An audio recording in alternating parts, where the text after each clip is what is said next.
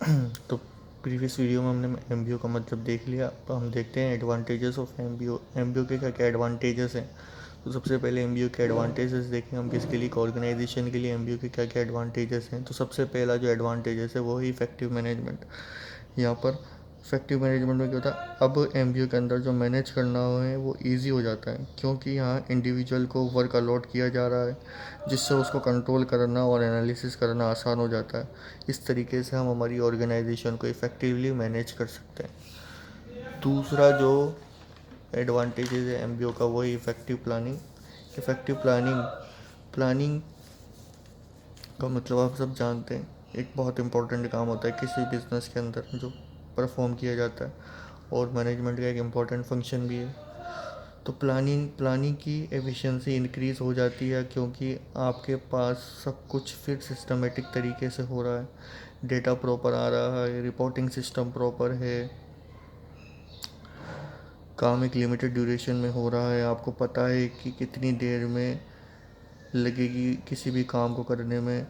तो आपका जो रिपोर्टिंग सिस्टम है, फाइल मैनेज करना, रजिस्टर मेंटेन करना इजी हो जाता है। तो प्लानिंग करना एमबीओ की मदद से आसान हो जाता है।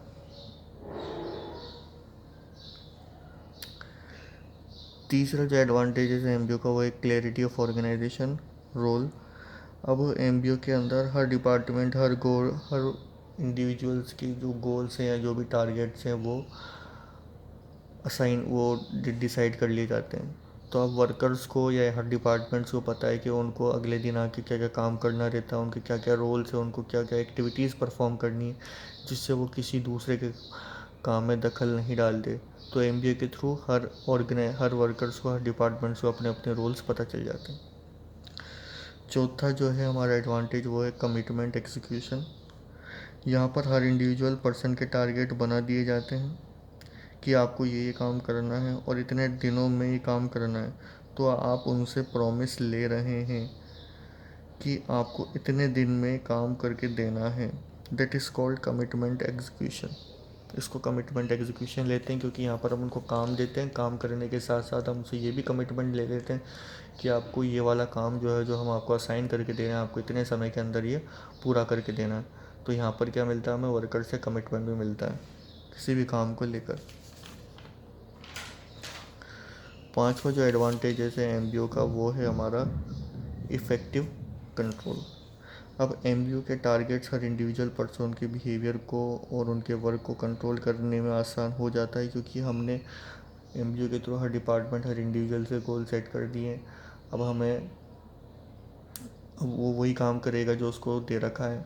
ऊपर से हम क्या करेंगे, उसके काम पर बार बार सुपरविज़न भी रखेंगे कि जो भी हमने उसको टास्क दे रखे हैं उस टास्क के अकॉर्डिंग वो वर्क कर भी रहा है या नहीं कर रहा।